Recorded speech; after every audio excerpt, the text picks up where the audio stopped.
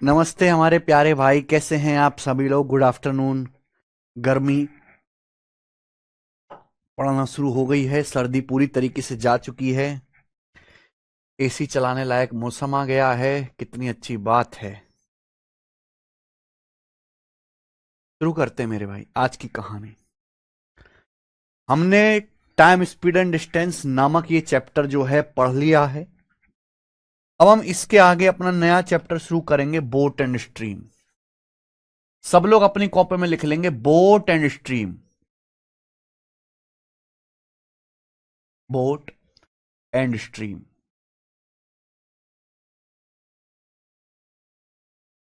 हिंदी में नाव और धारा। हिंदी में मेरे दोस्त इसको लिख लेंगे नाव और धारा। पहले नाव और धारा से बहुत कम सवाल पेपर में आते थे, लेकिन अब बोट एंड स्ट्रीम नाम का ये चैप्टर काफी फेमस हो गया है। अब इससे भी एग्जामिनर कोशिश करता है कि हर एक शिफ्ट छोड़ के सवाल आए। ऐसा नहीं मेरे प्यारे भाई कि हर शिफ्ट में सवाल आएगा। अगर 40 शिफ्ट में पेपर बन रहा है तो आधी शिफ्ट में इस पे सवाल जरूर आएगा। ठीक है ना। बोट एंड स्ट्रीम चैप्टर पढ़ने के लिए पहले आपको टाइम स्पीड एंड डिस्टेंस पढ़ना जरूरी है। अगर आपने टाइम स्पीड एंड डिस्टेंस नहीं पढ़ा है तो बोट एंड स्ट्रीम में नहीं समझ आएगा। देखिए, दो चीजें होती हैं। बोट यानी कि नाव, स्ट्रीम मतलब पानी की चाल। अब आप एक बताओ, नाव किस में चलती है? पानी में। नाव किस में चलती है मेरे प्यारे भाई?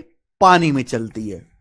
तो मैं आपको प्यारे बच्चों कुछ टर्मिनोलॉजी बता रहा हूं, वो टर्मिनोलॉजी समझ लीजिए, उसको याद कर लीजिए। पहले थ्योरी समझ लीजिए, फिर आप सवालों को कर पाएंगे। देखिए, नाव पानी के अंदर चलती है। आप नाव नदी में चलाते हैं, समंदर में चलाते हैं। तो मेरे प्यारे भाई, अगर मैं थोड़ी देर के ये मान लूं कि पानी स्थिर है, पानी की अपनी कोई स्पीड नहीं है, मैं थोड़ी देर के लिए मान लूं कि पानी एकदम कांस्टेंट है, तो पानी में जब हम नाव चलाते हैं तो नाव में लगी होती है मोटर। तो मेरे प्यार में मोटर नाव को जिस स्पीड से चला पाएगी, अगर स्थिर पानी है, तो उसे हम कहेंगे मेरे प्यारे भाई speed of boat in still water. Speed of boat in still water.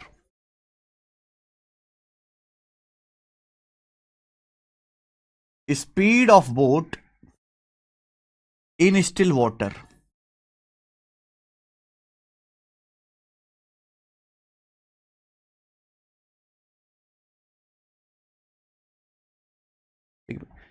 Hindi में कहेंगे स्थिर पानी में नाव की चाल। हिंदी में हम लोग इसको कहेंगे स्थिर पानी में नाव की चाल। यानी कि मान लीजिए कि थोड़ी देर के लिए मैं ऐसा मान लेता हूं कि पानी बिल्कुल फिक्स है, पानी चल नहीं रहा। तो अगर हम स्टिल वाटर में अपनी नाव उतारते हैं तो नाव में मोटर लगी होती है। तो मोटर जिस स्पीड से नाव को चलाती है, तो नाव की जो खुद की स्पीड होती है बेसिकली, उसे हम बोलते हैं speed of boat in still water. और इसे एक्स से डिनोट करते हैं। किससे डिनोट करते हैं? एक्स से। X kilometre per our.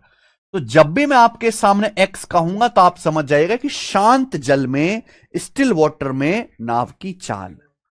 समझ में आया? आप बोलोगे जी सर बिल्कुल सही। जब भी मैं आपके सामने एक्स कहूंगा आप तुरंत समझ जाइएगा कि सर क्या कह रहे हैं।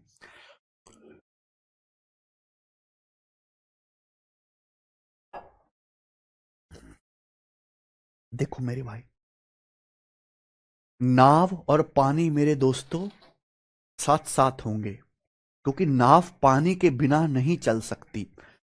पानी भी नाव को डिस्टर्ब करता है। पानी नाव को अपने साथ भी आगे ले जा सकता है, या पानी नाव को तोड़ मरोड़ भी सकता है, नाव की स्पीड को कम भी कर सकता है। तो नाव की जो खुद की स्पीड होती है बिना पानी की हेल्प के, यानी कि शांत जल में जो नाव की चाल होती है मेरे प्यारे भाई, उसे हम एक्स से डिनोट करते हैं। अगर थोड़ी देर के लिए मान लिया जाए कि पानी बिल्कुल स्थिर है, नदी में कोई हलचल नहीं है, और आप उसमें अपनी नाव उतार के चलाते हो, तो नाव की जो स्पीड होगी वो नाव की खुद की स्पीड होगी, शांत जल में चाल होगी। इसे हम एक्स से डिनोट करते हैं, एक्स किलोमीटर पर आवर। चलिए, दूसरा है मेरे प्यार में स्पीड ऑफ स्ट्रीम।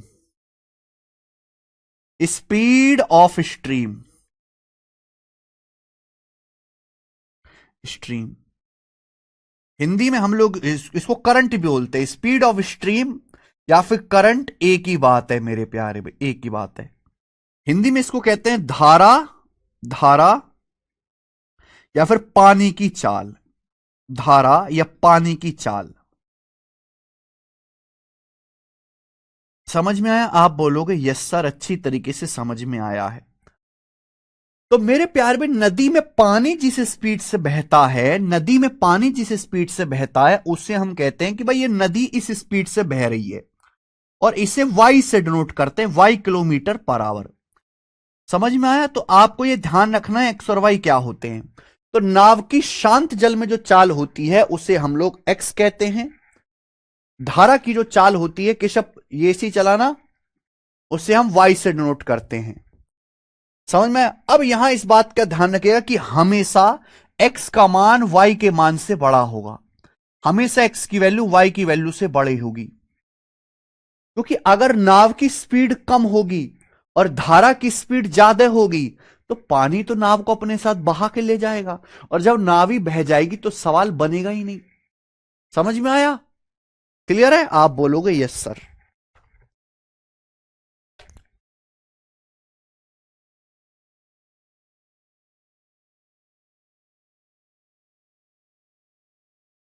ठीक है? हमेशा मेरे प्यारे में नाव की जो स्पीड होगी वो पानी की स्पीड से ज्यादा होगी, कि अगर पानी की स्पीड ज्यादा होगी नाव से तो पानी तो नाव को बहा के ले जाएगा ना, और जब नाव ही बह जाएगी सवाल ही नहीं बनेगा। इसलिए एक्स का मान हमेशा वाई के मान से बड़ा होता है। अब यहां पर दो केस बनते हैं, यहां पर दो केस बनते हैं, बड़े प्यार से समझिएगा मेरे प्यारे भाई। चलो मान लीजिए मेरे प्यारे स्टूडेंट, ध्यान से सुनिएगा। मान लीजिए कि ये आपकी नदी है, मान लीजिए मेरे प्यारे भाई ये नदी है, ये नदी है, नदी में मेरे दोस्तों ये पानी बहता है। तो मेरे भाई ये नदी इधर बह रही है y किलोमीटर पर आवर की चाल से। कितना? y किलोमीटर पर आवर की चाल से नदी का पानी बह रहा है, यानी कि धारा की जो चाल है y किलोमीटर पर आवर है। अब आप इसमें एक नाव उतारते हो मेरे प्यारे भाई, आप इसमें एक नाव उतारते हो अपनी, ये आप इस नदी में अपनी नाव उतारते हो, ये नाव है मेरे भाई। आप बोलोगे हां जी सर, नाव। और आप उसी दिशा में नाव चलाते हो जिस दिशा में नदी बह रही है।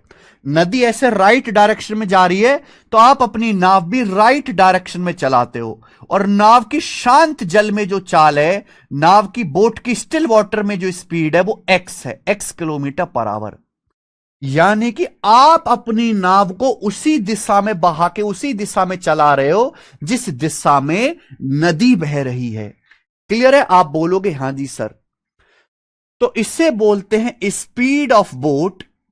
इसे क्या बोलते हैं? Speed of boat, speed of boat in same direction of stream, speed of boat in same direction of stream, same direction of stream. सुनते रहिएगा मेरे प्यारे में। हिंदी में अगर कहेंगे धारा के बहाव की समान दिशा में नाव की चाल, धारा जिस दिशा में आपका पानी बह रहा है उसी दिशा में आप अपनी नाव को चला रहे हो। धारा के बहाव की समान दिशा में, धारा के बहाव की समान दिशा में नाव की चाल, समान दिशा में नाव की चाल, धारा के बहाव की समान दिशा में नाव की चाल। और मेरे प्यारे भाई इसको एक बड़ा अच्छा नाम दिया गया है जिसे हम कहते हैं डाउन स्ट्रीम। इसे एक बहुत अच्छा नाम दिया गया जिसे हम कहते हैं down stream, down stream, down stream. आप बोलोगे यस सर, बिल्कुल सही, डाउन स्ट्रीम। हिंदी में इसको नाम दिया गया अनुप्रवाह, हिंदी में इसको नाम दिया गया अनुप्रवाह। अब आप मुझे बताओ, और इसे डी से डिनोट करते हैं, क्या करते हैं बेटा? इसे डी से डिनोट करते हैं, डी से डिनोट करते हैं। तो आप मुझे बताना, नाव की शांत जल में चाल x किलोमीटर पर आवर है। अगर पानी नहीं चल रहा होता, अगर पानी कांस्टेंट होता तो नाव जिस स्पीड से चलती वो एक्स है, लेकिन पानी रुकता नहीं है, रुकता पानी तो सड़ जाता है। पानी वाई किलोमीटर पर आवर की स्पीड से चल रहा है, करंट की speed Y kilometre per hour है, तो ये पानी इस दिशा में जा रहा है, नाव भी सेम दिशा में जा रही है, तो ये पानी क्या करेगा, नाव को आगे की ओर धकेलेगा। भाई पानी खुद भी चल रहा है, पानी के ऊपर ही नाव चल रही है, तो पानी भी नाव को आगे की ओर धकेलेगा। अगर नाव पानी की ही सेम डायरेक्शन में चल रही है तो पानी भी जो है नाव को आगे की ओर धकेलेगा। इस केस में जो नाव की स्पीड आ जाएगी मेरे प्यारे भाई, जिसे डाउनस्ट्रीम कहेंगे, वो x प्लस वाई होगी, x प्लस वाई। आप बोलोगे यस सर बिल्कुल सही, कोई प्रॉब्लम नहीं है। यानी कि धारा के बहाव की समान दिशा में नाव की चाल बढ़ जाएगी, कि पानी जिस स्पीड से बह रहा है उसी स्पीड से पानी नाव को आगे की भी ओर धकेलेगा। भाई नाव की खुद की स्पीड x है, पानी वाई की स्पीड से चल रहा है, तो पानी भी नाव को आगे की ओर धक्का देगा, पुश लगाएगा। तो पानी के बहाव की सेम दिशा में, धारा के बहाव की समान दिशा में जो नाव की चाल है उसे हम डाउनस्ट्रीम कहते हैं, और डाउनस्ट्रीम का मान होता है x प्लस वाई। समझ में आया? यानी कि डाउनस्ट्रीम बोट की स्पीड है, लेकिन पानी के बहाव की समान दिशा में।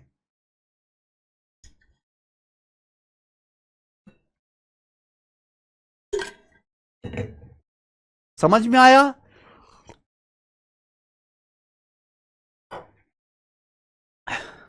क्लियर है? सभी को ये बात समझ में आ गई? सभी को ये बात समझ में आ गई? हर से तो तुम्हारी गलती है ना बेटे।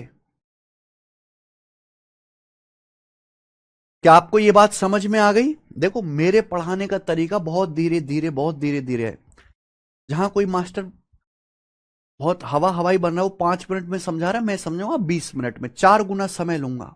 लेकिन ये गारंटी है, चाहे तुमने 10 साल से गणित ना पढ़ा हो, 20 साल से गणित ना पढ़ा हो, या तुम्हें गणित की स्पेलिंग ना आता हो, तुम बीए हो, बीएससी हो, बीकॉम हो, हर एक को गणित सिखा के रहूंगा, हर एक को समझा दूंगा, चाहे कितना भी कमजोर क्यों ना हो। और केवल प्री की बात नहीं कर रहा मैं, मेंस तक, लेकिन समय थोड़ा सा ज्यादा लगेगा। और मैं क्लास में इतना पढ़ाता हूं कि क्लास पढ़ लीजिए, शीट मैंने दे दी, शीट का रिवीजन कर लो, सीधा मॉक टेस्ट लगाना, सीधा मेरे प्यारे में मॉक टेस्ट लगाना। आप में मेहनत करने के लिए मैं कुछ नहीं छोड़ता, क्योंकि आप खुद मेहनती नहीं है इतने।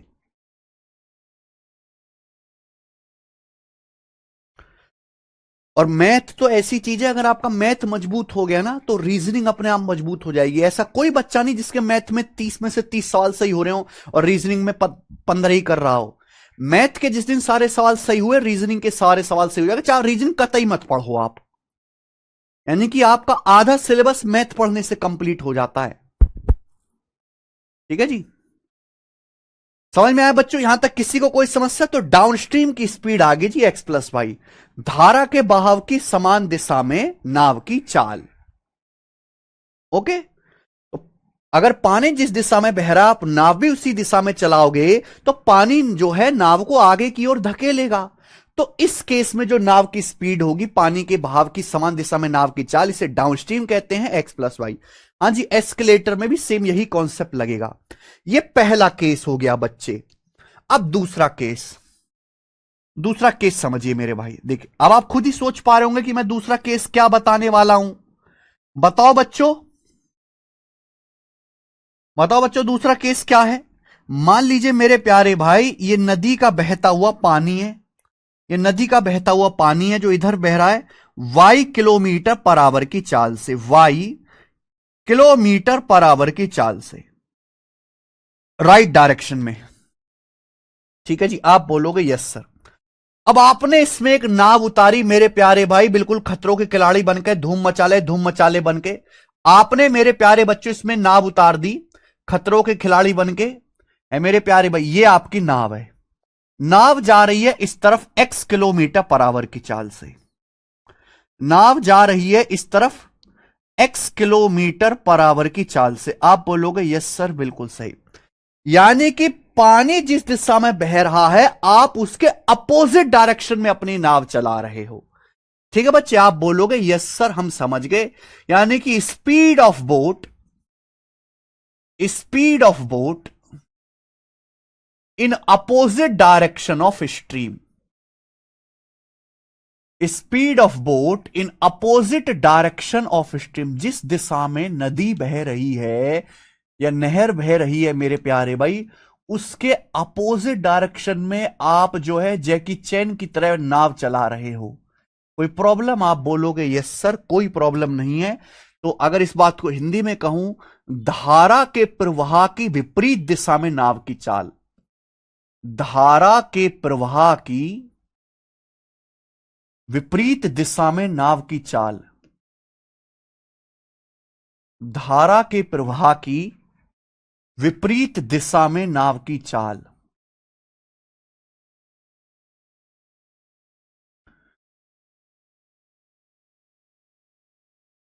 धारा के प्रवाह की विपरीत दिशा में नाव की चाल, समझ में आया बेटा? सर ये अप्रोच बचपन में अलग टाइप से पढ़ी थी, but your concept is better.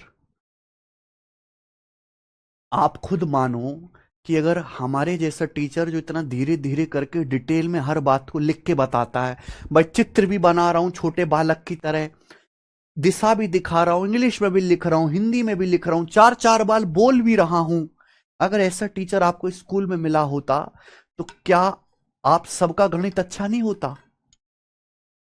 क्या आप सबका गणित अच्छा होता कि नहीं होता भाई? तो स्कूल की जो कमियां रह गई हमें वो भी सुधारनी है। पहले स्कूल की कमी सुधारनी पड़ती है, फिर कोचिंग करानी पड़ती है, डबल डबल मेहनत हो जाती है।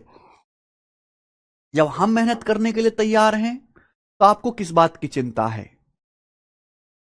इसी का जब इतना डिटेल में इतना सीक्वेंस में पढ़ाने का फायदा है कि टॉप 100 में सीजल का रिजल्ट आया ना, बाकी रिजल्ट की तो मैं बात ही नहीं करता, टॉप 100 में 50 से ज्यादा बच्चे सीधे सीधे हमने पढ़ाए। टॉप 100 में 50 से ज्यादा बच्चे मैंने डाला है अपने टेलीग्राम चैनल पे, अपने यूट्यूब चैनल पे, चैनल की कम्युनिटी पे, अपने इंस्टाग्राम पे, सब जगह रिजल्ट डाला है। आप देखते होंगे सोशल मीडिया जब प्ले करते होंगे, टॉप 100 में 50 से ज्यादा है।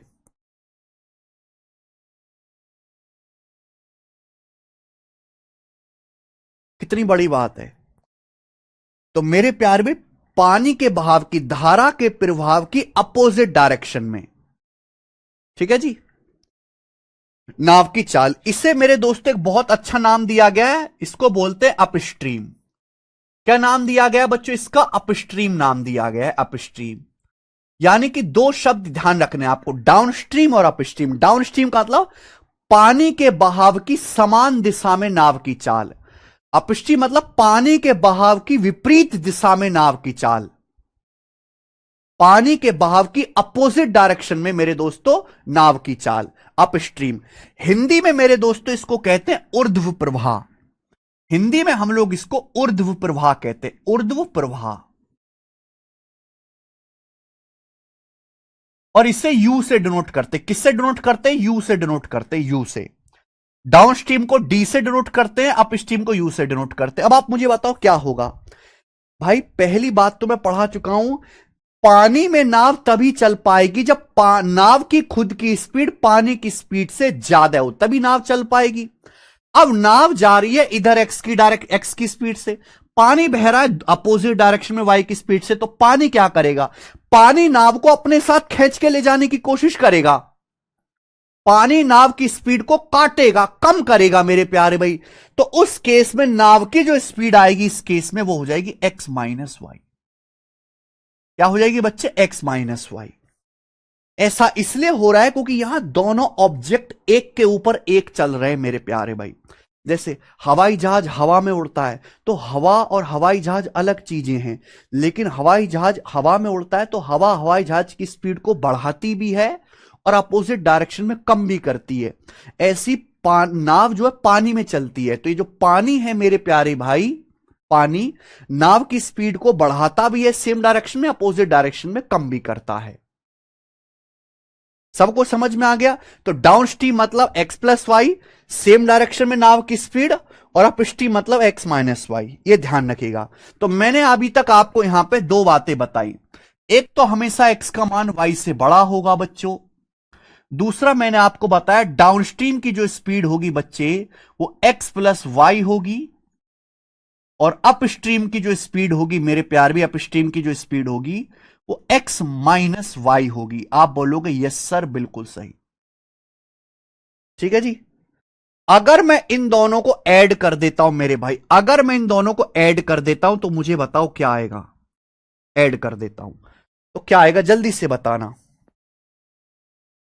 जल्दी से बताना। अगर मैं इन दोनों इक्वेशन को जोड़ देता हूं तो y से y कट जाएगा, plus Y minus Y cut जाएगा, x प्लस एक्स 2x, तो 2x बराबर आ जाएगा d प्लस यू। 2x बराबर d प्लस यू आ जाएगा। अगर मैं जोड़ देता हूं, दो यहां लेफ्ट साइड से कहां चला जाएगा मेरे प्यार में, राइट साइड में चला जाएगा, d प्लस यू बटे दो। यानी कि अगर आपको बोट की स्टिल वाटर में स्पीड निकालनी है, अगर बोट की स्टिल वाटर में स्पीड निकालनी है x का मान, तो डाउन स्ट्रीम और अप स्ट्रीम को जोड़ के आधा करना पड़ेगा, डी प्लस यू बटे दो, डी प्लस यू बटे दो। अगर मैं इन दोनों इक्वेशन को घटा देता हूं, अगर मैं इन दोनों को माइनस कर देता हूं, घटाओ तो क्या आएगा बेटा, डी माइनस यू, घटाइए क्या आएगा बच्चे। अब आप घटाओगे, अगर x प्लस वाई में से x माइनस वाई घटाओगे, एक्स एक्स कट जाएगा, एक्स एक्स कट जाएगा तो 2y आएगा, दो इधर, तो y का मान आएगा d माइनस यू बटे दो, y का मान आएगा d माइनस यू बटे दो। यानी कि करंट की अगर स्पीड निकालनी है तो डाउन स्ट्रीम में से अप स्ट्रीम को घटा के आधा करना पड़ेगा। तो ये दोनों कॉन्सेप्ट बन गए, ये दोनों कॉन्सेप्ट आपके सामने बन गए, इनको याद रखिएगा।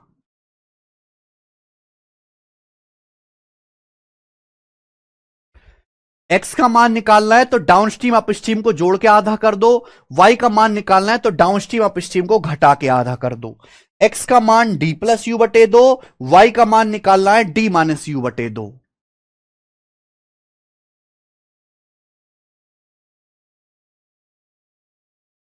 x का मान d प्लस यू बटे दो, y का मान d माइनस यू बटे दो। क्लियर है? आप बोलोगे यस सर एकदम क्लियर है, हम आपकी बात को समझ गए हैं।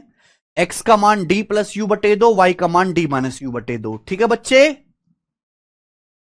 नेक्स्ट, अगर मैं इन दोनों को डिवाइड करता हूं बच्चों, अगर मैं इन दोनों को डिवाइड करता हूं तो डाउन स्ट्रीम से अपस्ट्रीम का जो रेशियो आता है वो आता है एक्स प्लस वाई बटे एक्स माइनस वाई, यही है। डाउन स्ट्रीम की speed x plus Y, upstream की स्पीड एक्स माइनस वाई, यही है। आप बोलोगे हाँ जी सर।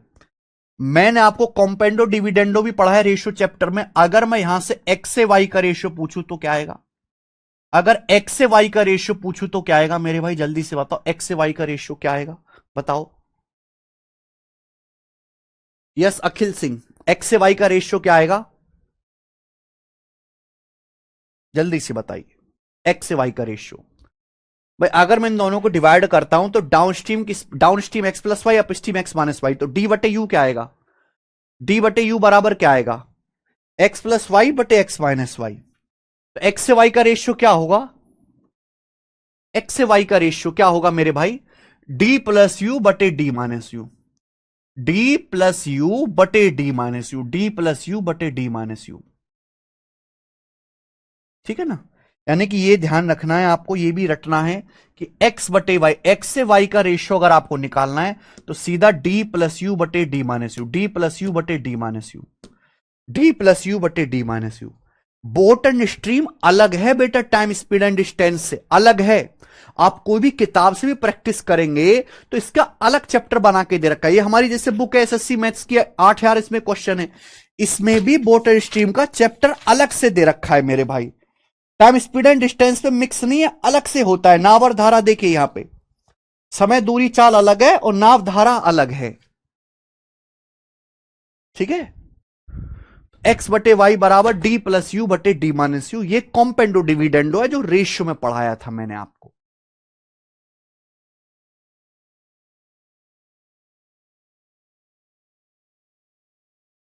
समझ में आ गया बच्चों को, सभी को समझ में आ गया। बस यही थ्योरी है पूरे time speed and distance chapter की।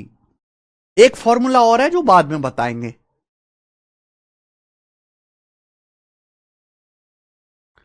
बेटा अंकित चुपचाप बिना हलक से आवाज निकाले मुर्दे की तरह पढ़ो, मुर्दे की तरह चुपचाप। मोटावेट, अभी मोटावेट कर दूंगा तुमको। सबको बेसिक समझ में आ गया? सबको बेसिक समझ में आ गया? फिर से मैं रिपीट कर देता हूं। नाव की शांत जल में चाल x, धारा की चाल y कहते हैं, x का मान y से बड़ा होता है। पानी के बहाव की समान दिशा में नाव की जो चाल होती है मेरे प्यारे भी, उसे डाउनस्ट्रीम कहते हैं, x प्लस वाई। पानी के बहाव की अपोजिट डायरेक्शन में जो नाव की चाल होती है उसे अपस्ट्रीम कहते हैं, x माइनस वाई। ठीक है भाई। डाउनस्ट्रीम x का मान अगर निकालना है तो d प्लस यू बटे दो, y का मान निकालना है d माइनस यू बटे दो। क्लियर है सर? इनकम टैक्स इंस्पेक्टर में होम पोस्टिंग के लिए मिनिमम कितना रैंक चाहिए? वो तो इस बात पर डिपेंड करता है कि इनकम टैक्स इंस्पेक्टर में आपके स्टेट में वैकेंसी आई भी है कि नहीं। चलो समझ में आ गया? आप सवाल करेंगे इस पर बेस्ड। देखो पहले बेसिक बेसिक सवाल करेंगे क्योंकि पेपर में बहुत बेसिक बेसिक सवाल भी आते हैं, फिर हम जो इस पे धीरे धीरे लेवल बढ़ाएंगे। ज्यादा क्वेश्चन नहीं है इसमें, एक ही शीट है इस चैप्टर की, केवल एक ही शीट है और लगभग 50 सवाल है। 50 सवाल है, एंड हो जाएगा। ठीक है जी। The effective speed of boat is 15.2 kilometre per hour against the stream. सवाल बोला है एक नाव की धारा के विरुद्ध जो चाल है, यानी कि अपस्ट्रीम 15-2 बोला है, and 20.8 kilometre along the stream. Along मतलब धारा की दिशा में जो नाव की चाल है जिसे हम डाउन स्ट्रीम कहते हैं, वो 20.8 है। तो आपसे पूछा है find the speed of stream. Speed of stream पूछा है, करंट की स्पीड पूछिए। एक नाव की, एक बोट की स्ट्रीम के अगेंस्ट अपस्ट्रीम बताई है और along the stream down stream की स्पीड बताई है मेरे प्यारे भाई। ठीक है जी। तो करंट की स्पीड क्या आएगी? डी माइनस यू बटे दो। अगर आपको करंट की स्पीड निकालनी है, डी माइनस यू बटे दो।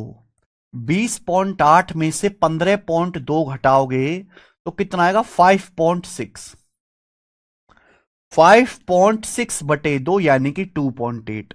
तो करंट धारा की चाल आ गई 2.8 kilometre per hour, 2.8 kilometre per hour. C option. अरे बी ऑप्शन नहीं है, कभी तो सही कर लिया करो यार, पहले सवाल से ही नाश पीटना शुरू कर दिया। Second question, a boat covers a certain distance downstream with speed 33 kilometre per hour and upstream at 14 kilometre per our.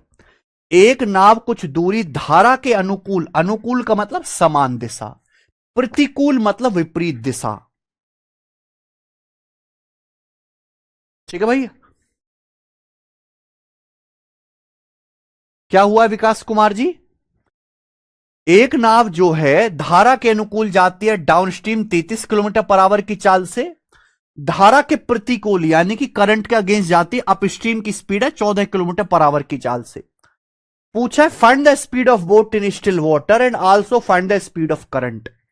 Boat की स्पीड आपसे पूछे स्टिल वाटर में, तो स्टिल वाटर में बोट की स्पीड क्या आएगी? डी प्लस यू बटे दो। 33 प्लस 14 कितना आ गया? 47। 47 बटे 2 आएगा जी 23.5। तो 23.5 किलोमीटर पर आवर नाव की स्थिर जल में चाल है। करंट की स्पीड पूछिए, धारा की चाल, डी माइनस यू बटे 2। तो 33 माइनस 14 कितना आ गया? 19। 19 बटे 2 आ गया 9.5। तो धारा की चाल 9.5 आ गया। बताओ, ये सब सवाल प्री के पेपर में आए हुए हैं, ये सब सवाल। ठीक है ना? ओके, आइए बच्चे, तो पहला सवाल है मेरे प्यारे भी, पहला टाइप चल रहा है ये पहला टाइप है जिसमें आपको डाउन स्ट्रीम और अप स्ट्रीम की स्पीड निकालनी है और एक्स वाई की वैल्यू पूछी जाएगी। चलो, आरपीएफ एसआई का question. Rahul cover 734 kilometre in a boat in 30 hour against the stream and he take 12 hours with the stream, then find the speed of stream. बहुत बढ़िया सवाल है।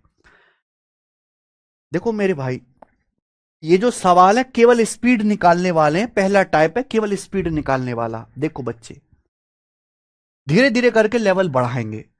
राहुल 734 किलोमीटर जाता है एक नाव में 30 घंटे में अगेंस्ट द स्ट्रीम, यानी कि राहुल को धारा के अपोजिट डायरेक्शन में 734 किलोमीटर जाने में 30 घंटे लगते हैं। And he takes 12 hours with the stream, और धारा की दिशा में 734 किलोमीटर जाने में 12 घंटे लगते हैं। धारा की स्पीड आपसे पूछी है, तो मेरे भाई एक नाव धारा के अपोजिट डायरेक्शन में जाती है 734 किलोमीटर, एक नाव 734 किलोमीटर जाती है अपोजिट डायरेक्शन 30 घंटे में, 30 घंटे में, तो अपस्ट्रीम की स्पीड आ जाएगी। और इसी नाव को मेरे प्यारे भाई 734 किलोमीटर जाने में धारा की दिशा में 12 घंटे लगते हैं, तो डाउनस्ट्रीम की स्पीड क्या आएगी? स्पीड बराबर होता है डिस्टेंस बटे टाइम। 734 किलोमीटर डाउनस्ट्रीम धारा की दिशा में जाने में 12 घंटे लगे। ये डाउनस्ट्रीम की स्पीड है, अपस्ट्रीम की स्पीड है। करंट की स्पीड आपसे पूछी है वाई का मान। अब देखो जरा, इस सवाल के ऑप्शंस देखूंगा तो ऑप्शंस काफी दूर दूर हैं, तो मैं अप्रोक्स कर लूंगा। अप्रोक्स तो ना यहां पे ये पूरा तो भाग जाएगा नहीं, अप्रोक्स कर लेते। अगर 734 को 12 से भाग दूंगा तो कितनी बार जाएगा?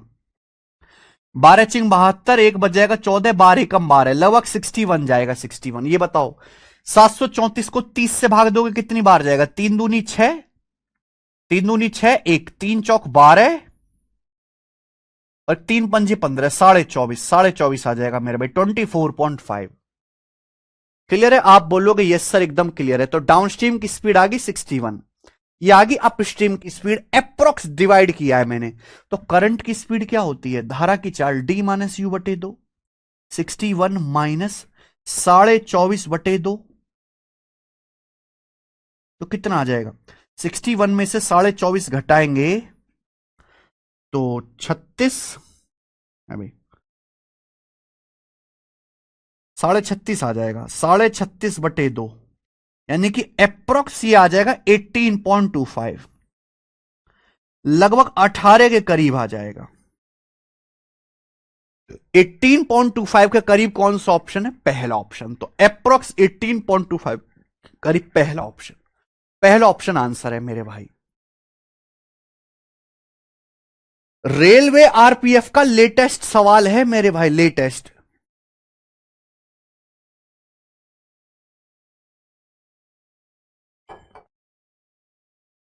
एक एक चैप्टर की शीट प्रिंट करवाओ ना कन्हैया लाल सोनी।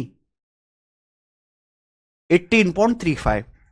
तो हमें देख लेना है कि भाई सवाल के आंसर एग्जैक्ट दिए हैं, अप्रोक्स दिए हैं, समझ में आ रहा है? ये टाइप आसान है, केवल आपको स्पीड निकालनी है। अभी मैं जितने भी सवाल कराऊंगा 7 तक सब स्पीड निकालने वाले हैं, ये बताइएगा बच्चों। करो, ये DSSB असिस्टेंट ग्रेड 3 के पेपर का सवाल है। A man rode 25.8 kilometer upstream in 8.6 hours and a distance of 20 kilometer downstream in 4 hours. Then the speed of man in still water. बहुत बढ़िया। एक आदमी 25.8 किलोमीटर अपस्ट्रीम जाता है 8.6 घंटे में, तो अपस्ट्रीम की स्पीड आ जाएगी। एक आदमी 25.8 किलोमीटर जाता है अपस्ट्रीम कितने समय में? 8.6 आवर में। अपस्ट्रीम की स्पीड आएगी डिस्टेंस बटे टाइम, 3 बार चला जाएगा ये। 8 या 24 और फिर 1.8, 25.8 हो गया। और 20 किलोमीटर डाउनस्ट्रीम जाता है 4 घंटे में। आदमी 20 किलोमीटर डाउनस्ट्रीम जाता है 4 घंटे में, तो डाउनस्ट्रीम की स्पीड आ जाएगी 20/4, 5। ये आ गया। आपसे पूछा शांत जल में आदमी की स्पीड क्या होगी, तो शांत जल में आदमी की स्पीड एक्स का मान क्या आएगा? D+U/2, D+U/2, तो 5+3 8/2, 4 किलोमीटर पर आवर आदमी की शांत जल में चाल होगी। B option. कर लोगे?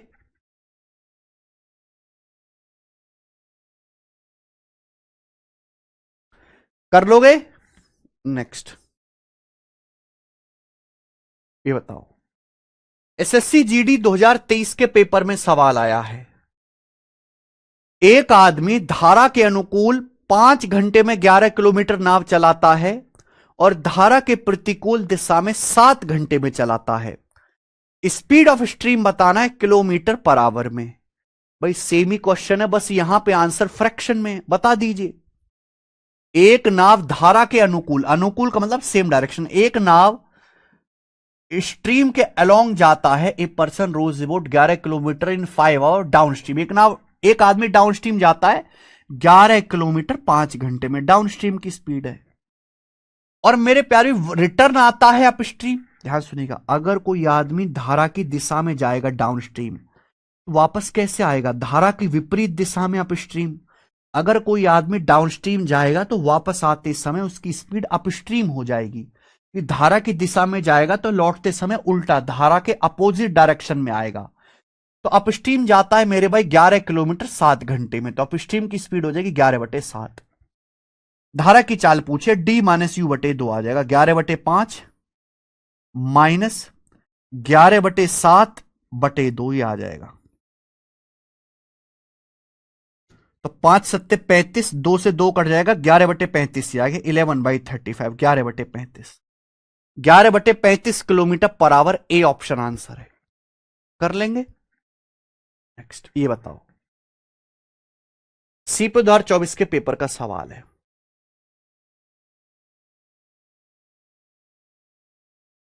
करिए बच्चे।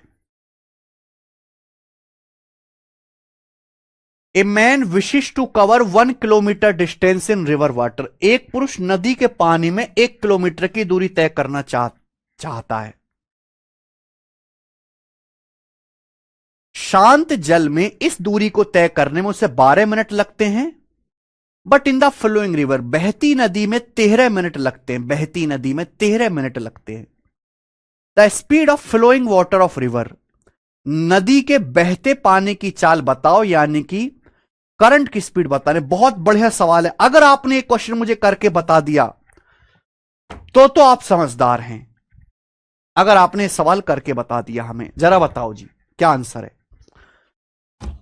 सेम टाइप चल रहा है, स्पीड निकालनी है स्पीड, लेकिन थोड़ा सा ट्विस्ट है क्वेश्चन में, थोड़ा सा ट्विस्ट है।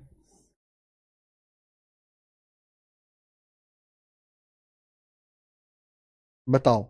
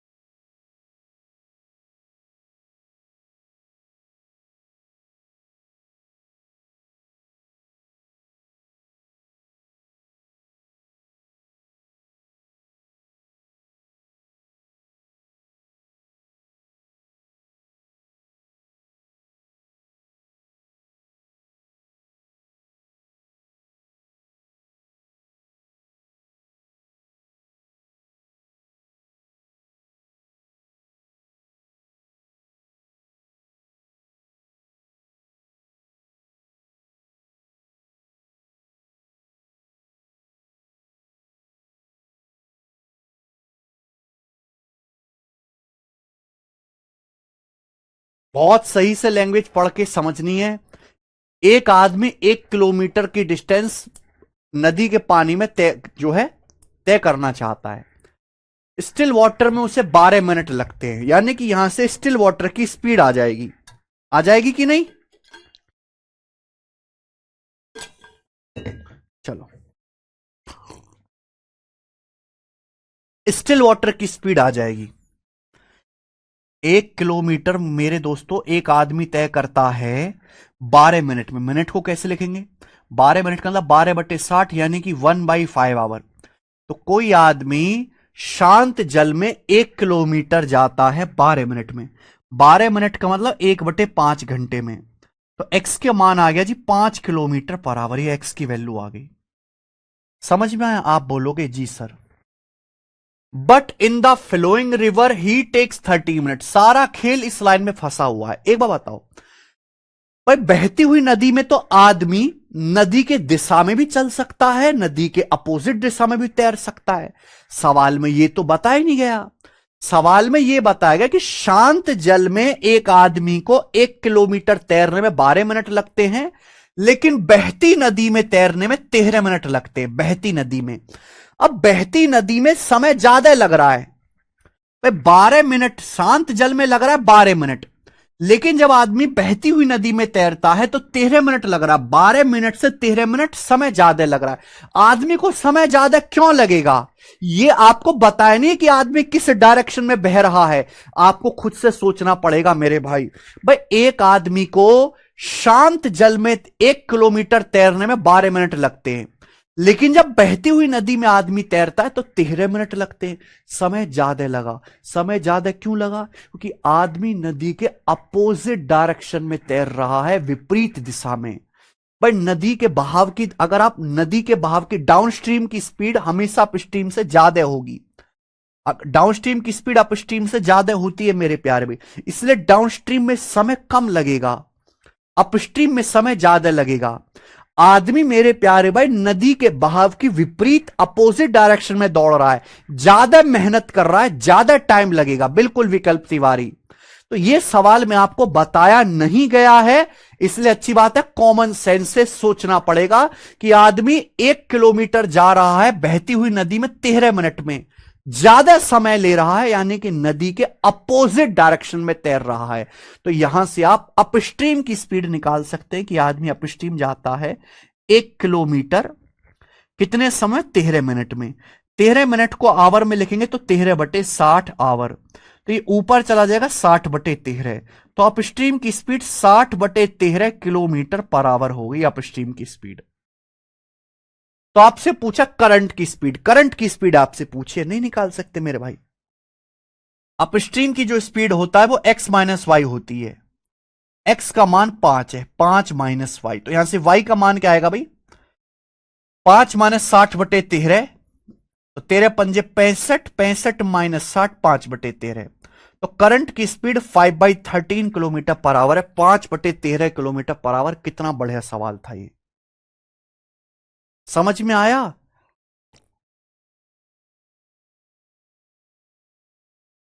सबको समझ में आ गया? ठीक है, सीपीओ के पेपर में आया था ये लेटेस्ट। आगे चलेंगे बच्चों, ये बताओ,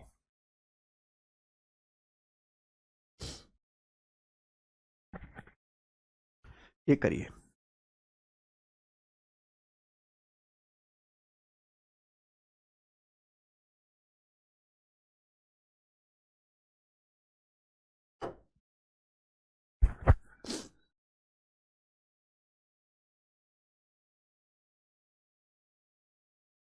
ये भी सीपीओ के पेपर में आया सवाल, मुझे करके बताइए। ये सवाल भी सीपीओ के पेपर में आया है। शांत जल में एक आदमी की स्पीड धारा की चाल से 4 किलोमीटर पर आवर अधिक है। यदि वह आदमी धारा की अनुकूल दिशा में 45 किलोमीटर और धारा की प्रतिकूल दिशा में 35 किलोमीटर की दूरी तय करने में कुल 10 घंटे लेता है, तो शांत जल में आदमी की चाल कितनी है? भाई बहुत अच्छा सवाल है, याद आ गया जी हमें। मैंने यूट्यूब पे भी कराया है, बेस्ट क्वेश्चन सीरीज में हमारी। सीपीओ का बेस्ट सवाल है, latest. Immense speed in still water is 4 kilometre per our more than speed of current. क्या दिया हुआ पहली लाइन में? पहली लाइन में क्या दिया हुआ है? पहली लाइन में दिया हुआ है शांत जल में एक आदमी की चाल धारा की चाल से 4 किलोमीटर पर आवर ज्यादा है। शांत जल में एक आदमी की चाल x धारा की चाल से 4 किलोमीटर पर आवर ज्यादा है, यानी कि x माइनस वाई दे रखा है 4, और ये x माइनस वाई ही क्या है प्यारे बच्चे? अपस्ट्रीम है। ये x माइनस वाई ही मेरे प्यारे भाई अपस्ट्रीम है। अपस्ट्रीम की स्पीड है x माइनस वाई। समझे बात को? तो सीधा सीधा नहीं कहा गया, घुमा फिरा के कहा गया। अब सवाल में बोला है एक आदमी 45 किलोमीटर डाउनस्ट्रीम जाता है, एक आदमी 45 किलोमीटर डाउनस्ट्रीम जाता है प्लस 35 किलोमीटर अपस्ट्रीम जाता है। एक आदमी 45 किलोमीटर डाउनस्ट्रीम जाता है, 35 किलोमीटर अपस्ट्रीम जाता है, और उसे कुल 10 घंटे लगते हैं। कुल 10 घंटे लगते हैं। एक आदमी को 45 किलोमीटर डाउनस्ट्रीम और 35 किलोमीटर अपस्ट्रीम जाने में टोटल 10 घंटे लगते हैं। तो शांत जल में आदमी की स्पीड क्या होगी? मुझे अपस्ट्रीम की स्पीड पता है, अगर डाउनस्ट्रीम की स्पीड पता लगी तो क्वेश्चन सॉल्व हो जाएगा। अपस्ट्रीम की स्पीड 4 है। ये बताओ अप स्ट्रीम की स्पीड 4 किलोमीटर पर आवर है। सवाल में साफ साफ दिया है, शांत जल में आदमी की स्पीड धारा की चाल से 4 किलोमीटर पर आवर अधिक है, तो अप स्ट्रीम की स्पीड 4 दी है। एक आदमी 45 किलोमीटर डाउन स्ट्रीम और 35 किलोमीटर अप स्ट्रीम जाता है, टोटल 10 घंटे में। एक बार बताओ, अगर अप स्ट्रीम की स्पीड 4 किलोमीटर पर आवर है तो 35 किलोमीटर अप स्ट्रीम जाने में टाइम कितना लगेगा? टाइम क्या होता है? डिस्टेंस बटे स्पीड। 35 किलोमीटर अपस्ट्रीम जाने में कितना टाइम लगेगा? 35 किलोमीटर अगर कोई आदमी अपस्ट्रीम जाता है 4 किलोमीटर पर आवर की चाल से, कितना टाइम लगेगा? 35 बटे 4 घंटे लगेगा। अगर आपको कुल टाइम 10 घंटे लगा है तो आप यह पता लगा सकते हैं कि 45 किलोमीटर डाउनस्ट्रीम जाने में 45 किलोमीटर डाउनस्ट्रीम जाने में कितना समय लगेगा? ये 35 बटे 4 उधर चला जाएगा, 10 माइनस 35 बटे 4, तो 10 चौक 40 माइनस 35, 5 बटे 4 घंटे। यानी कि मैंने यह पता लगा लिया कि आदमी को 45 किलोमीटर डाउनस्ट्रीम जाने में 5 बटे 4 घंटे लगता है। समझ में आया बेटा? देखो, दिमाग लगाना पड़ेगा। दिमाग, पता नहीं आप दिमाग क्यों नहीं लगाते। ये देखो, मैं फिर से बता देता हूं। एक आदमी 45 किलोमीटर डाउनस्ट्रीम 35 किलोमीटर अपस्ट्रीम जाता है 10 घंटे में। आप एक बात बताओ, आदमी की अपस्ट्रीम 4 किलोमीटर पर आवर है, तो 35 किलोमीटर, ये बताइए, सॉरी, 35 किलोमीटर अपस्ट्रीम जाने में आदमी को कितना समय लगेगा? 35 किलोमीटर अपस्ट्रीम जाएगा 4 किलोमीटर पर आवर की चाल से, 35 बटे 4 घंटे लगेगा। कुल टाइम 10 घंटे लगा, तो 45 किलोमीटर डाउनस्ट्रीम जाने में कितना टाइम लगेगा? 10 में से 35 बटे 4 घटाओ, इतना समय लगेगा। 10 में से 35 बटे 4 घटाओ तो 10 चौक 40, 40 माइनस 35, 5 बटे 4 घंटे। तो हमने ये पता लगा लिया कि आदमी को 45 किलोमीटर डाउनस्ट्रीम जाने में 5 बटे 4 घंटे लगते हैं। तो डाउनस्ट्रीम की स्पीड क्या आ जाएगी? डिस्टेंस बटे टाइम। डिस्टेंस 45 किलोमीटर जाने में 5 बटे 4 घंटे लगा, तो 5 नाम 45, 9 चौक 36, तो 36 किलोमीटर पर आवर डाउनस्ट्रीम की स्पीड आ गई 36। ये निकाला। शांत जल में आदमी की स्पीड एक्स का मान पूछा, एक्स का मान आएगा डी प्लस यू बटे 2। डी प्लस यू 36 प्लस 4 40 बटे 2 यानी कि 20। डाउनस्ट्रीम की स्पीड 20 आ गई। ये आंसर है। कैलकुलेटिव सवाल है बेटा। यस संदीप सिंह, बिल्कुल। 2 साल मोहित कुमार जी, 2 इयर्स। समझ में आया भाई? अच्छा सवाल था ये, एकदम लेटेस्ट क्वेश्चन है, मुझे लगता है आपको समझ में आया भी होगा। ठीक है, ये एक टाइप खत्म हुआ। मैंने हर एक, देखो, बेसिक बेसिक सवाल से शुरुआत करी है, बिल्कुल बेसिक सवाल हैं।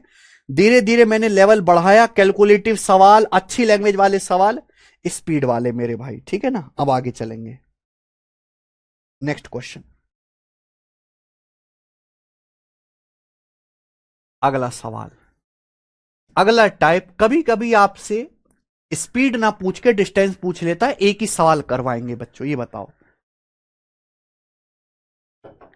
शांत जल में एक नाव की स्पीड 15 किलोमीटर पर आवर है, धारा की चाल 9 किलोमीटर पर आवर है। एक्स का मान आपको 15 दिया है, धारा की चाल, करंट की स्पीड आपको 9 दी है। The distance travel by boat down stream in 25 minute. 25 minute में नाव द्वारा धारा के अनुकूल तय की गई दूरी कितनी है? नाव धारा के अनुकूल 25 मिनट में कितनी दूरी तय करेगी मेरे भाई? दूरी बराबर होता है स्पीड गुणा टाइम। धारा के अनुकूल यानी कि डाउनस्ट्रीम। डाउनस्ट्रीम की स्पीड क्या आएगी? X plus y. डाउनस्ट्रीम की स्पीड एक्स प्लस वाई आएगी। 15 प्लस 9 24। आप बताओ, अगर एक नाव की downstream speed 24 kilometre per hour है तो एक बोट को डाउनस्ट्रीम जाने में मेरे प्यारे भाई डाउनस्ट्रीम 25 मिनट में कितनी दूरी जाएगी? डिस्टेंस बराबर स्पीड गुणा टाइम। स्पीड है 24 किलोमीटर पर आवर, टाइम कितना? 25 मिनट। मिनट को भी आवर में बदल लीजिए, 25 मिनट को आवर में बदल लीजिए तो 60 से डिवाइड कर देंगे, मिनट को घंटे में डिवाइड कर देंगे 60 से। 12 दूनी 24, 12 पंजे 60, 5 से 25 5 बार चला जाएगा, 10 किलोमीटर। तो डिस्टेंस आ गया जी 10 किलोमीटर। 10 आंसर है। नेक्स्ट, अगला सवाल खत्म हो गया बच्चे। नेक्स्ट टाइप, ये टाइप इंपॉर्टेंट है, इस पे ज्यादा क्वेश्चंस करेंगे, टाइम निकालने वाला। इसमें आपको समय निकालना है मेरे भाई। देखिए, a person rows a distance of 3 to 3/4 kilometre upstream and 1.5 hour. एक आदमी 3 सही 3/4 किलोमीटर अप स्ट्रीम जाता है 1.5 घंटे में, and distance of 13 kilometre downstream in 2 hour, और 13 किलोमीटर डाउन स्ट्रीम जाता है 2 घंटे में। How much time will the person take to row a distance of 90 kilometre in still water. उस आदमी को 90 किलोमीटर शांत जल में जाने में कितना समय लगेगा। सवाल तभी सॉल्व होगा जब आपको आदमी की शांत जल में चाल पता चलेगी, एक्स का मान पता चलेगा। एक एक लाइन देखिए। एक आदमी 3 सही 3/4 किलोमीटर अप स्ट्रीम जाता है 1.5 घंटे में। 3 सही 3/4 का मतलब 4 तिया 12 3 15/4। एक आदमी 15/4 किलोमीटर जाता है 1.5 घंटे में, तो अप स्ट्रीम की स्पीड क्या आ जाएगी। एक आदमी 3 सही 3/4 किलोमीटर अप स्ट्रीम जाता है 1.5 घंटे में, तो स्पीड बराबर डिस्टेंस बटे टाइम। 1.5 से 15 काटेंगे 10 बार जाएगा, 10/4 आ गया 2.5, तो अप स्ट्रीम की स्पीड 2.5 किलोमीटर पर आवर आ गई। आदमी 13 किलोमीटर डाउन स्ट्रीम जाता है 2 घंटे में। एक आदमी 13 किलोमीटर डाउन स्ट्रीम जाता है 2 घंटे में, तो डाउन स्ट्रीम की स्पीड आ गई जी 13/2 6.5। ये डाउन स्ट्रीम की स्पीड आ गई। क्लियर है। आदमी की स्टिल वाटर में स्पीड क्या आएगी। स्टिल वाटर में स्पीड आएगी D+U/2। 6.5 प्लस 2.5 9, 9/2 4.5। आदमी की स्टिल वाटर में स्पीड आ गई 4.5 किलोमीटर पर आवर। सवाल में यही पूछा है कि 90 किलोमीटर स्थिर जल में दूरी तय करने में कितना समय लगेगा। टाइम बराबर डिस्टेंस बटे स्पीड होता है। अगर कोई आदमी 90 किलोमीटर जाएगा स्टिल वाटर में, तो स्टिल वाटर में स्पीड 4.5 किलोमीटर पर आवर है। कितना टाइम लगेगा। टाइम बराबर डिस्टेंस बटे स्पीड। 4.5 से 90 काटेंगे 20 बार जाएगा, 45 दूनी 90 होता है ना, तो 20 घंटे। 20 घंटे का समय लगेगा। बी ऑप्शन आंसर है 20। कर लेंगे। ठीक है, बिल्कुल टाइप वाइज टाइप पढ़ा रहे। ये बताओ, सीपीओ 2023 के पेपर का सवाल है। सीपीओ का, एक आदमी स्टिल वाटर में 10 किलोमीटर पर आवर की स्पीड से नाव चला सकता है। A boat at 10 kilometre per hour, a person can row. यहां पे मिट गया इंग्लिश में। ए पर्सन कैन रो।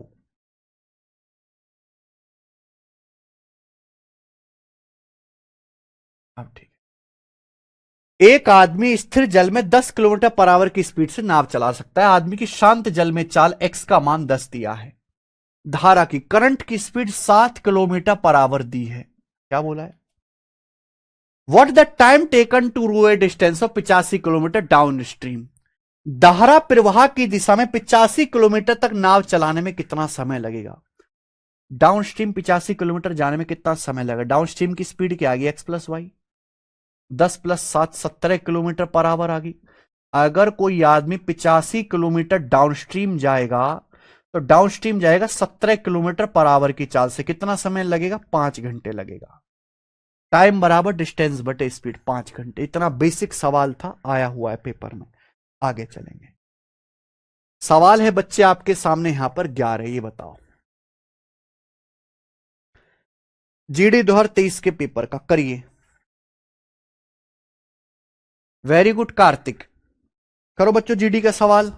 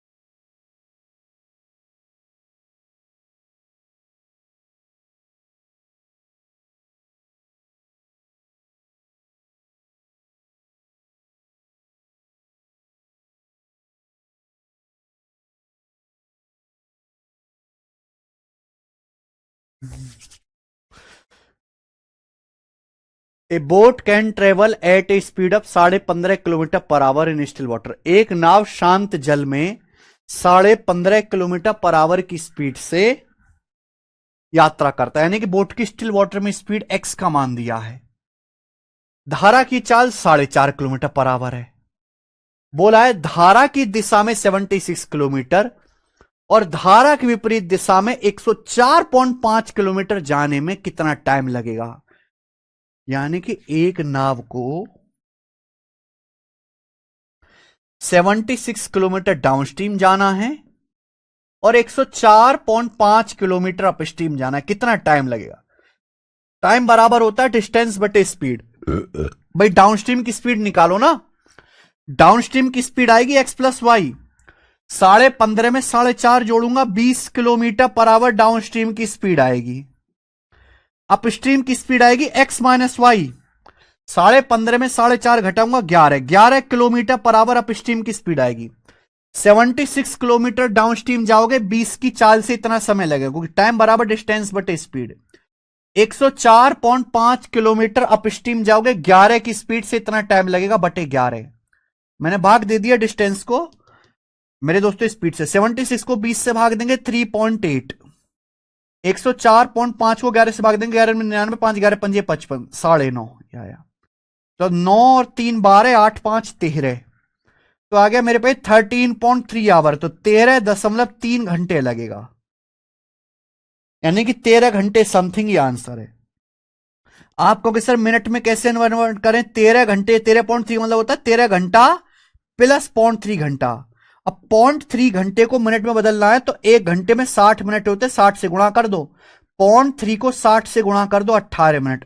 तो 13 घंटे 18 मिनट का टाइम लगेगा, ये आंसर है। समझ में आया? आप बोलोगे यस सर बिल्कुल सही समझ में आया है। इस तरह के सवाल पेपर में आते हैं। सवाल नंबर आप 12 देखिएगा मेरे भाई। ये बताओ, करो बच्चे। एक और सवाल जो कि आपका सीपीओ 2024 प्री के पेपर में आया है इसी कॉन्सेप्ट पे। एक नाव 52 मिनट में 16.9 किलोमीटर डाउनस्ट्रीम जाती है। करंट की स्पीड 3 किलोमीटर पर आवर है। तो पूछा है how much time will boat take to travel 84 kilometre upstream. 84 kilometre upstream में कितना समय लगेगा? बहुत बढ़िया। देखो मेरे भाई, एक नाव 16.9 किलोमीटर डाउनस्ट्रीम जाती है 52 मिनट में, तो डाउनस्ट्रीम की स्पीड निकाल सकते हो। 16.9 किलोमीटर जाती है 52 मिनट में। अब ये मिनट है, मिनट को घंटे में बदलना है तो 60 से भाग कर लो। 52 को 60 से भाग कर लीजिए मेरे प्यारे भाई, ये आ जाएगा। ठीक है ना? 16.9 किलोमीटर जाते 52 मिनट में, 52 मिनट में। मिनट को घंटे में बदलिए तो 60 से भाग कर लेंगे। आप बोलोगे यस सर। 13 से काट लो। 13 से जाएगा मेरे प्यार भी 1.3, 13 चौका 52। 4 से 60 आपका 15 बार जाएगा, 15 बार। क्लियर है? आप बोलोगे यस सर एकदम क्लियर है। तो 15 के ऊपर जाके गुणा हो जाएगी 1.3 में, तो 15 गुणा 13 19.5, तो 19.5 किलोमीटर पर आवर आ गया। ये डाउन स्ट्रीम की आपकी स्पीड आ गई मेरे भाई। दिया नहीं था, निकालना पड़ा। धारा की करंट की स्पीड आपको दी हुई है 3 किलोमीटर पर आवर। करंट की स्पीड बोला 84 किलोमीटर अपस्ट्रीम जाने में कितना समय लगेगा। 84 किलोमीटर अपस्ट्रीम जाने में कितना समय लगेगा? भाई ये तो तभी पता लग पाएगा ना जब अपस्ट्रीम की स्पीड पता हो। पहले मुझे अपस्ट्रीम की स्पीड निकालनी पड़ेगी। मुझे डाउनस्ट्रीम की स्पीड पता है, करंट की स्पीड पता है, तो मैं जानता हूं फॉर्मूला। करंट की स्पीड बराबर डी माइनस यू बटे 2। करंट की स्पीड क्या होती है? डी माइनस यू बटे 2। तो 3 दूनी 6, 9.5 में से 6 घटाऊंगा तो 13.5 आ जाएगा। 13.5 किलोमीटर पर आवर आ गया सॉल्व करने से। तो पहले मुझे अपस्ट्रीम की स्पीड निकालनी पड़ी मेरे भाई। धारा की गति दी है 3, डाउनस्ट्रीम की स्पीड 9.5 है, तो वाई बराबर डी माइनस यू बटे 2। 3 दूनी 6, 19.5 में से 6 घटाए 13.5। तो अगर आप 84 किलोमीटर जाओगे मेरे प्यारे भाई अपस्ट्रीम 13.5 किलोमीटर पर आवर की चाल से, 13.5 किलोमीटर पर आवर की चाल से कितना टाइम लगेगा? टाइम बराबर डिस्टेंस बटे स्पीड। 13.5 से 84 कितनी बार जाएगा? 6 बार। 13 चिंग 78, 0.5 का 6 तेरे चाहिए गड़बड़ है मेरे भाई, पूरा नहीं जाएगा ये। ठीक है जी, पूरा नहीं जाएगा। 84, 13.5 को मैं लिख लेता हूं 27/2। अब जितना कट रहा है उतना काटो मेरे भाई। ये तो 3 से कट रहा है, 84 28 बार, 3 से जाएगा जी 27 9 बार, तो ये आ जाएगा 28 दूनी 56/9। तो आ जाएगा 9 छिक्का 54 2 56, 6 सही 2/9 घंटे। तो 6:2/9 आवर्स लगे, तो अप्रोक्स 6.22, 6.22 आंसर आने वाला है इसका, 6.22। यानी कि आज के टाइम पे जबरदस्ती की कैलकुलेशन डाली जाएगी, जबरदस्ती की। ये जबरदस्ती की तो कैलकुलेशन है, 16.9 52 मिनट, ये भी डेसिमल में दे रखा है। सवाल वही आएंगे जो पहले आते रहे थे, पर अब उतना सिंपल डाटा नहीं आता मेरे भाई, ठीक है ना। चलो खत्म हो गया। नेक्स्ट,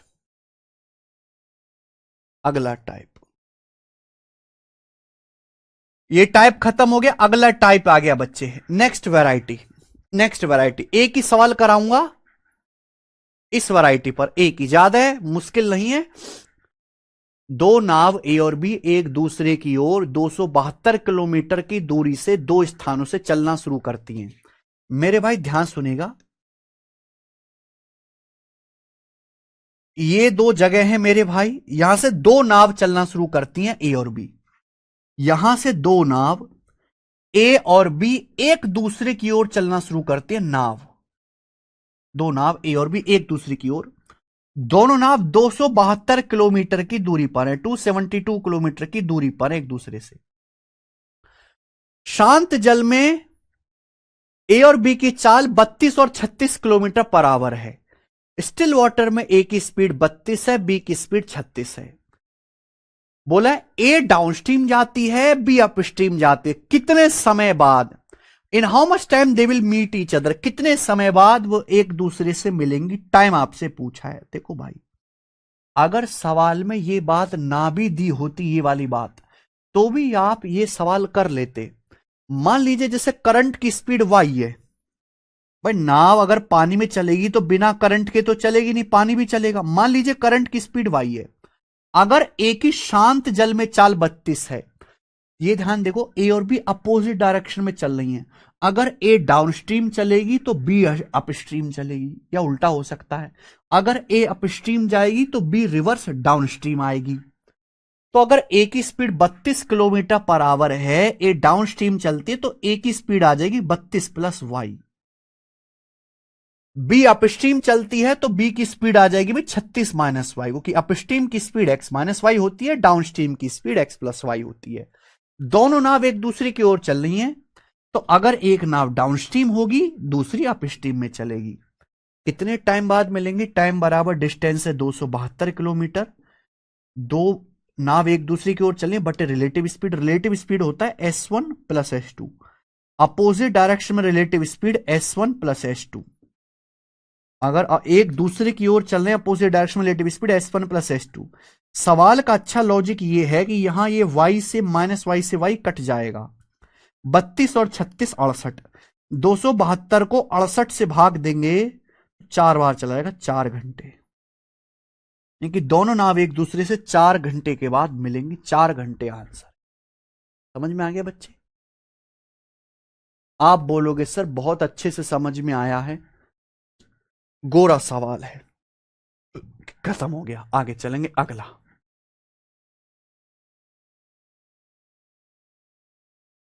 अगला सवाल, सवाल नंबर है मेरे प्यारे भी 14 और 15, अगला टाइप, और यही मैं आपको आखिरी टाइप भी कराऊंगा आज की क्लास में।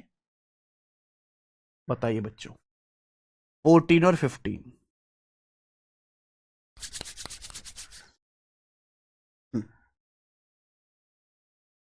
बोट की स्पीड और करंट की स्पीड का रेशियो 35:8 है।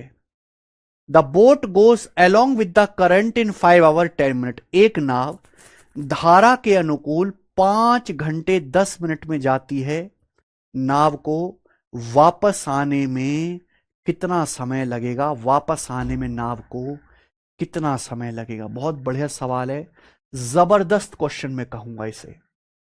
लेटेस्ट सीपीओ के पेपर में आया है, ये तो अब आया है। अगर आप हमारी शीट पिछले बैच की देखो, उस बैच में भी मैंने ऐसे सवाल करवाया हुआ है, बट डाटा अलग था।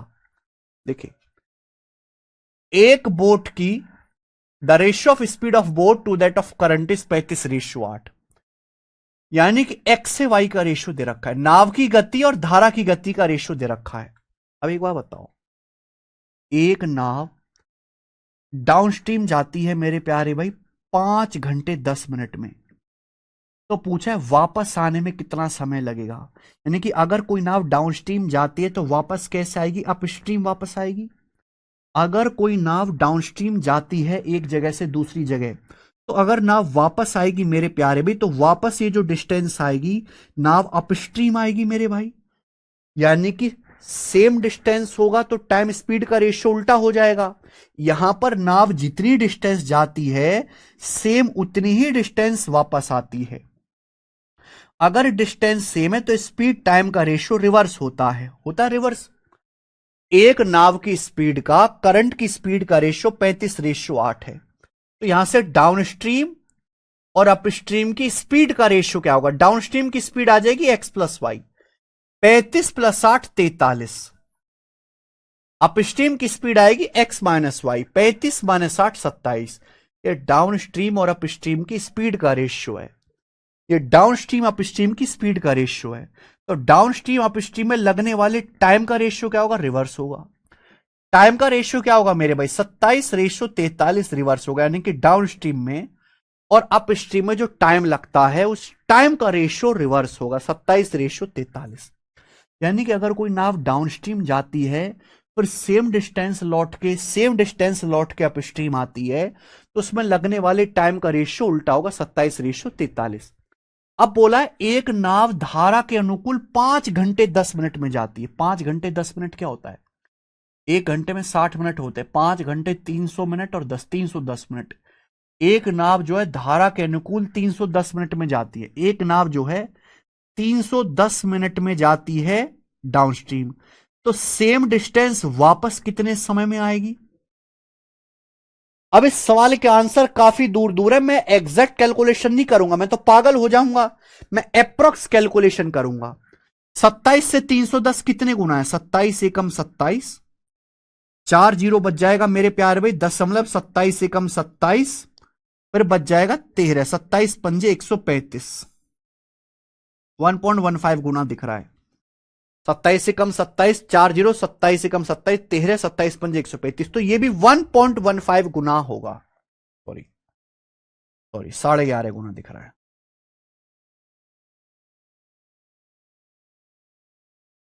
ठीक है, 4 जीरो, 27 से कम 27, 13, 11.5 गुना, तो ये भी 11.5 गुना आएगा मेरे भाई। 43 का 11.5 गुना कितना आ जाएगा अप्रोक्स, 43 दुसाम 430 और 43 473, 473 का और आधा भी जोड़ लेंगे मेरे भाई, 473 में आधा भी जोड़ लेंगे 20, यानी कि लगभग लगभग ये आ जाएगा 493 मिनट। अप्रोक्स 493 मिनट लगेगा आपको, 493 मिनट के आसपास लगेगा। 493 मिनट होता है भाई 60 मिनट का 1 घंटा होता है, तो 493 मतलब 8 घंटे से ज्यादा है। 8 घंटे 13 मिनट के आसपास लगेगा, 8 घंटे के आसपास लगेगा, ये आंसर है, 8 घंटे के आसपास। बताओ, किसी को कोई तकलीफ। आजकल हर सवाल में जबरदस्ती कैलकुलेशन डालने का एक फैशन सा चल गया है। एक नाव डाउनस्ट्रीम जाती है 5 घंटे 10 मिनट, 310 मिनट में कितने गुना, 27 से 310 पूरा नहीं जाएगा, लगभग 11.5 जाएगा, तो ये भी 11.5 करेंगे, लगभग 493 मिनट। 493 मिनट मतलब 480 मिनट होता तो 8 घंटा होता, तो 8 घंटे 13 मिनट के करीब आपको टाइम लगेगा वापस आने में, ये आंसर है। ठीक है, चलो नेक्स्ट, आगे चलेंगे बच्चे। सवाल है आपके सामने 15, ये बताओ,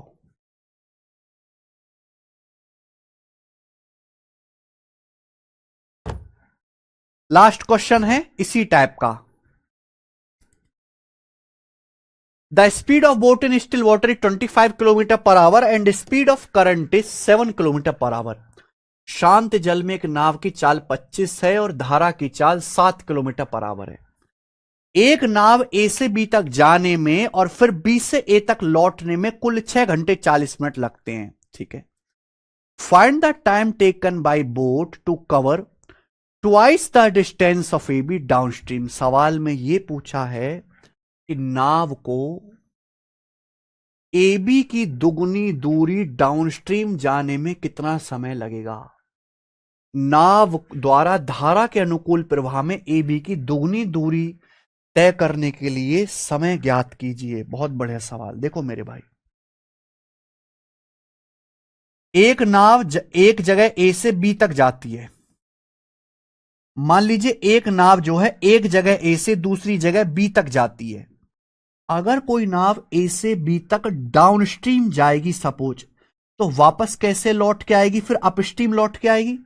अगर कोई नाव ए से बी तक डाउनस्ट्रीम जाएगी तो नाव वापस लौट के कैसे आएगी? अपस्ट्रीम लौट के आएगी कि नहीं? आप बोलोगे हाँ जी सर। अब आपको यहां पे एक्स और वाई का मान दे। एक बोट की डाउनस्ट्रीम की स्पीड क्या है? X plus y, 25 7 32।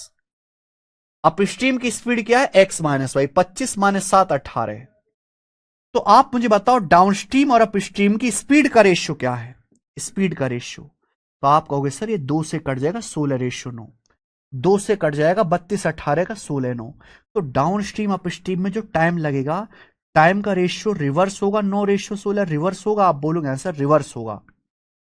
यानी कि मैं ये कह सकता हूं कि अगर कोई नाव ए से बी तक डाउनस्ट्रीम जाती है और फिर सेम डिस्टेंस ए से बी तक लौट के आती है, तो जाने में और आने में जो नाव को टाइम लगेगा, टाइम का रेशियो 9 रेशियो 16 होगा। सवाल में कह रहा है नाव को ए से बी तक जाने में फिर लौट के आने में कुल 6 घंटे 40 मिनट लगते। 6 घंटे मतलब 360 मिनट। 360 मिनट में 40 मिनट जोड़ेंगे 400 मिनट।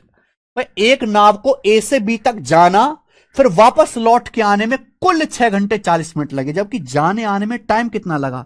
जाने में लगा 9 यूनिट, डाउनस्ट्रीम वापस आने में लगा 16 यूनिट। 9 प्लस 16 25। सवाल के अनुसार आने जाने में 6 घंटे 360 मिनट लगा। 6 घंटे 40 मिनट लगा। 360 मिनट प्लस 40 400 मिनट। तो 25 की वैल्यू 400 मिनट है मेरे प्यारे भाई। कितने गुना? 16 गुना। 16 टाइम्स से 16 गुना आ गया मेरे भाई। अगर ये 16 गुना है तो अगर ये 16 गुना है तो नाव को डाउनस्ट्रीम जाने में कितना समय लगेगा? 16 गुना। नाव को ए से बी तक डाउनस्ट्रीम जाने में 16 गुना समय लगेगा, 144 मिनट। 144 मिनट आंसर आ गया, 144 मिनट। लेकिन फर्क है, सवाल बोला है नाव द्वारा धारा के अनुकूल प्रवाह में ए बी की दुगनी दूरी तय करने में कितना समय लगेगा। एक नाव को, ये जो टाइम आया है ये नाव का ए से बी तक डाउनस्ट्रीम जाने में समय आया। अगर कोई नाव ए से बी तक डाउनस्ट्रीम जाती है तो 144 मिनट लगेगा।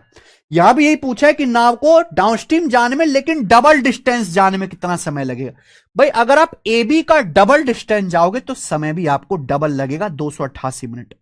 288 मिनट होता है जी 4 घंटा 240 मिनट और 48 मिनट। तो आपको 4 घंटे 48 मिनट समय लगेगा ए बी का डबल डिस्टेंस डाउनस्ट्रीम जाने में। 4 घंटे 48 मिनट ये आंसर है, 4 घंटे 48 मिनट।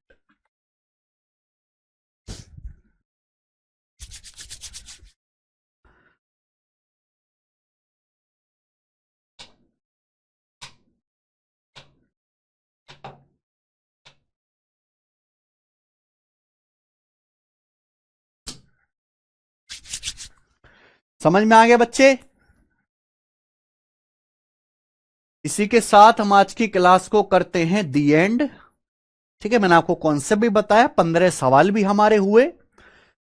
कल की क्लास में इसी के आगे के सवाल करेंगे। देखो शीट में आज अपलोड करा दूंगा, केवल अब प्रैक्टिस करने का काम रहता है। आप प्रैक्टिस खुद से कर सकते हैं।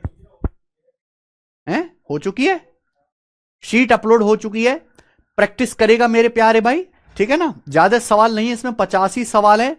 कल और परसों की क्लास में हम इसको एंड कर देंगे। ठीक है भाई। अरे समझ में आ गया बच्चों?